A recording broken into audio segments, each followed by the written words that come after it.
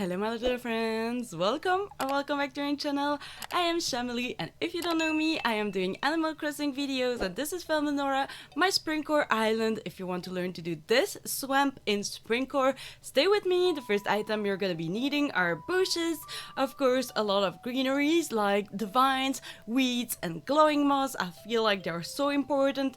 And then the sugarcane is also adding a super nice touch to a swamp. And then I'm gonna go with the wheat fields because I think they add on the greeneries from a swamp, and of course some karaoke items because this is a house for a frog and I think they still work for a swamp. And of course your favorite flowers. I do advise to work with the green mums and a lot of yellow flowers like the yellow mums for example, but of course go with the flowers that fits your aesthetic.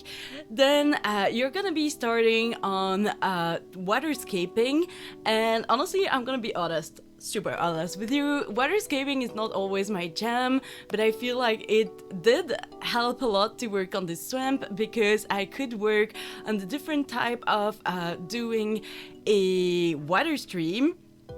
So what you want to do to make it super natural is you do not want to go in a straight line. The most straight line you want to have is like 3 tiles, like I just did here, and then you want to round the corners to just like add like some variation. And I would for sure play with different width. So here I just like go in between water streams that are like 1 tiles width or 2 tiles width, as you can see from this side.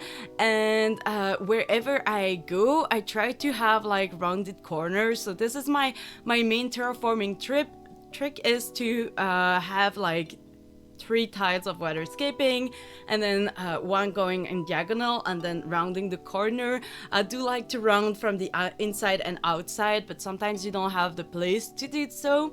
So what I would advise is like if you have weird or angles and corners, like it could happen, those are perfect place. Like here you could see those are perfect place to place a bush for example, because it will kind of hide a bit your angled shaped, and that will hide a bit the problem. And then for sure I would also strongly advise that you mix all the direction your water stream is gonna go, so it makes it super natural, and you don't feel like even if you have angles it's not gonna be like super popping because your water stream is going in like every direction. The goal of having a swamp is really to have small islands. You really want to have smaller islands that go in every direction, and then you can go do what I did here, adding some waterfalls that goes into your swamp. This is not mandatory, but I just like thought it was adding a nice touch to the thingy. But yeah, so you really want to create a small islands, and as you can see those islands were a bit too big, so I just like cut them into portions. And then I just placed the house, and I am gonna be placing my favorite path. So to navigate around the swamp I'm gonna be using the wooden plank, so you have to jump, and then back on the mainland I'll go with my traditional path for my island, but I felt like the wooden planks would be a nice addition, like you're jumping from islands to islands. And this is the basic decoration I'm gonna be doing for my whole swamp island, is actually to put a lot of nature. So I'm gonna be mixing some paths just to not have a flower apocalypse situation, and because it looks nicer below objects. But then I'm gonna be just adding flowers and bushes, and I'm gonna be mixing them all. And then I'll add sugar canes, not too many also because it might be a bit too much, but if you add like 1 here and there and like you mix your flowers and your bushes, then for sure the sugarcane I feel like it's adding onto a swamp vibe. And because this is Springcore I really needed to go with a lot of flowers, so this is why I'm like growing flowers everywhere. If you want to go for a more traditional swamp with like Springcore vibes, I'm gonna say, I would use like less flowers type and colors. Like I would definitely, you know, not use like a lot of white and pink tones like I did, but for sure I would use still some flowers like the Mam's flowers. I think they work pretty well. And then one of my favorite items to use for a swamp are the glowing moss item, especially the seed and the boulder. I think they are super cute. I tried with different colors and I feel like the gray and the white, maybe the green one as well, they work better. The rest, they are a bit too bright and colorful for a swamp, so I would definitely stick to some greener tones, whether you're going for Springcore vibes or whether you're going for a Springcore vibes like I did. I think those colors are good to go. And then of course for the Springcore vibes, I incorporated some white items as well.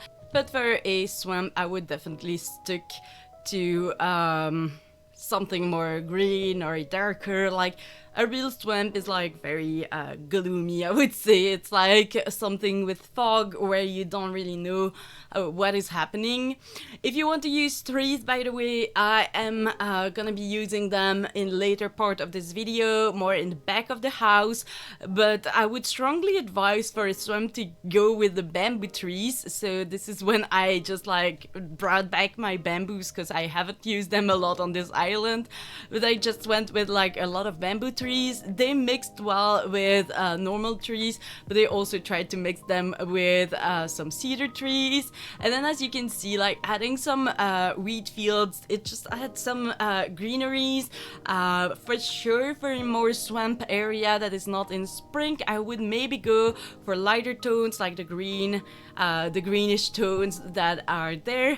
But really your idea to make a lush swamp is to have like a lot of green tones that will like come and like add to the mysterious part, where a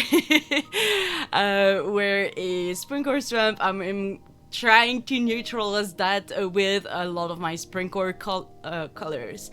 And this is where I am done with the swamp part, and I am working on more of the natural decoration of the land. So as you can see, I have my little path going, like traditional path. Oh yeah, that is also a very good item to use, is like to use some rock, the mossy rocks. They are really amazing for swamps, so I would also strongly advise you to use them if you're working on a swamp.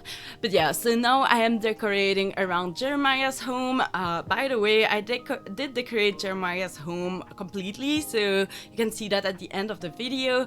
But then I realized that Jeremiah is not a dreamy of my island, so now I am like a bit hesitant, like shall I keep Jeremiah or still hunt for Tad, because I feel like Tad is working better for my island. So I am taking any advice in the comment section. But yeah, so this is the part where I'm gonna be decorating the outside of the swamp. I did add some garrets and I think they work very well. So if you want to add some garrets, I would strongly advise you to do it and not hesitate. It's really cute. But I'm gonna let you enjoy, and I'll pop back whenever I have something more to say.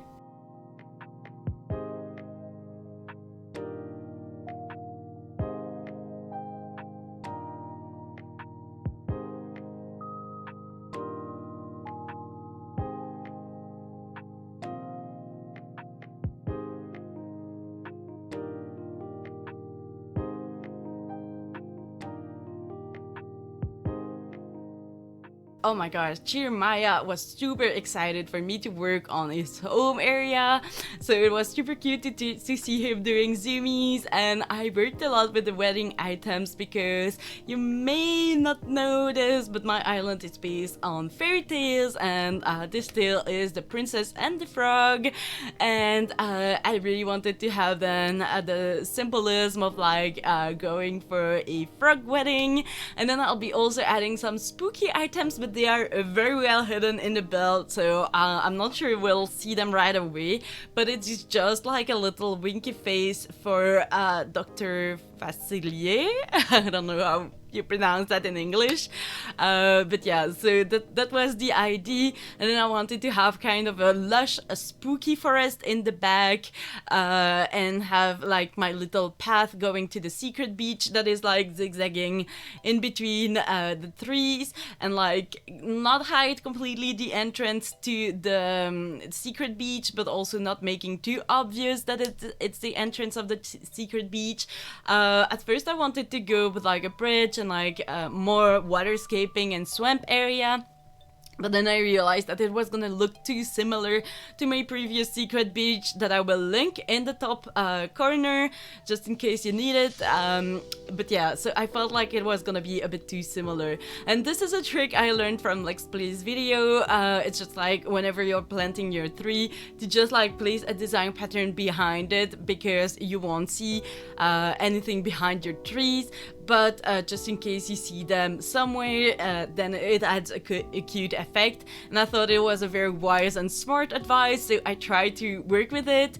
And I actually never worked on like placing all my trees like this. Usually I pre-grow them and then I come back. But here I tried, and I think it is really cute, and I really liked working like this, so maybe I'll try a bit more later on. And then I'm trying to decorate a bit in between the trees with like some more natural elements, like all the Springcore basic items, like a bike. For sure I love using barrels. I mean, it works also for some cottagecore decoration. But yeah, and of course tons of flowers and glowing moss, and then I'm still adding some keroppi items to still add on the frog vibes everywhere. But yeah, I really wanted to have like a lot of flowers and lush elements, because that's the whole point of my island, is to be like very overgrown. I'm still adding a lot of design pattern just because I just recovered from a flower apocalypse, so I don't want it to happen again. It's really annoying when you have like to search your island for flowers that doesn't match your aesthetic because they bred together.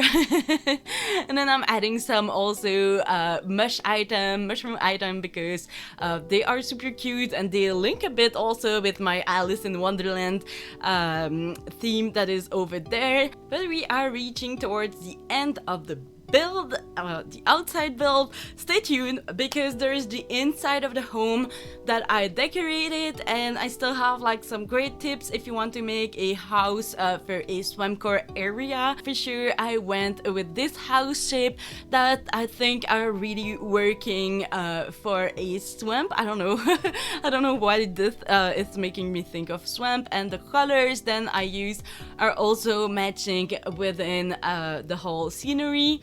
And then for the inside, of course, I am working with the glowing moss items to make it look like a forest. I just felt like it was maybe too much of a rainforest at first, so I just used another wallpaper and did accent walls. The idea is just that you want to have like the lush vibes, the overgrown and a bit secretive vibes of the swamp. I must admit the inside of the home is less Springcore and totally more in the swamp vibes, but I still added my little touch, which is linked to the princess and the frog. So I did a wedding scene, but I still wanted to have like the suspicious cauldron and lots of frogs, like they are in fact coming to wed or whatever inside Dr. Facilier's home or something. So I felt like this was a nice touch.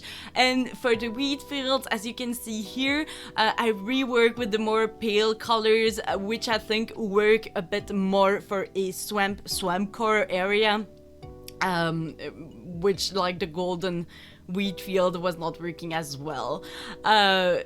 Inside at least. And then I am gonna be adding the gyrids, and I added also the forest soundscapes. It sounds amazing. Honestly, not gonna brag, but I love the sound because it really is like a bit weirdish sounds, like you would have this mysterious vibes from a swamp. And then I added some elements that were hanging from the ceiling as if it was like completely lush and having like weird vines and stuff coming to grab you or whatever. But yeah, this is the end of this video. I hope you liked it. Don't forget to put a thumbs up if you liked my video. Don't forget to subscribe to my channel to have more amazing content like this and tutorials, and see you in another video. And by the way, I wanted to thank my amazing geese that are sponsoring my video. Thank you and bye.